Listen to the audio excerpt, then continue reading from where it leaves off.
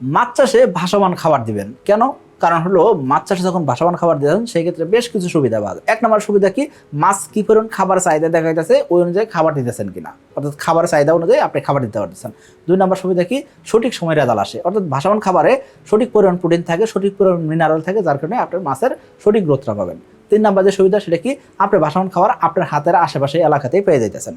এর পাশাপাশি ভাসমান খাবার যখন দেওয়া হয় সেই ক্ষেত্রে কি, এই খাবারটা বেশ কিছুক্ষণ সময় ধরে বেশি থাকে।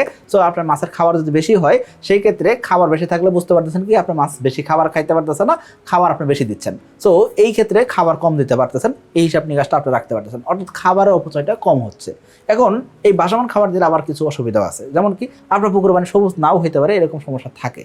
এখন সকল মাছ আবার ভাসমান খাবার খায়ও না, কিছু কিছু মাছ আছে যেগুলো পুকুর উপস্তরে থাকে, এইসব মাছ কিন্তু ভাসমান খাবার খাইতে চায় না। সো এই ক্ষেত্রে আপনি ডুবন্ত খাবারও মাঝে মাঝে ব্যবহার করতে পারেন। এখন এই যে ভাসমান খাবার আপনার পুকুরে দিবেন, এতে করে কোন কোম্পানির খাবার দিবেন খেয়াল করবেন। আপনি যেই মাছ চাষ করতেছেন ওই মাছের জন্য যেই প্রোটিন সমৃদ্ধ খাবার দরকার, সেই প্রোটিন সমৃদ্ধ খাবার আপনি যে কোম্পানির খাবার কিনতেছেন সেই খাবারের গায়ে লেখা আছে কিনা। ধরেন আপনি তেলাপিয়া চাষ করবেন, সেই ক্ষেত্রে 28 থেকে 29% প্রোটিন সমৃদ্ধ খাবার লাগবে।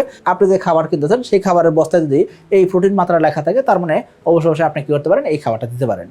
কিন্তু আপনার মাছ যদি ছোট থাকে, যে কোনো মাছ ছোট অবস্থা আছে, এই ক্ষেত্রে আপনাকে কি করতে হবে, অবশ্যই 30%-এর উপরে প্রোটিন সমৃদ্ধ খাবার দিতে হবে। আশা করি বুঝতে পারছি। সো তেলাপিয়াকে যদি আপনি 22%, 20%, 24% প্রোটিন সমৃদ্ধ খাবার দিয়ে চাষ করতে চান, সেক্ষেত্রে কিন্তু হবে না।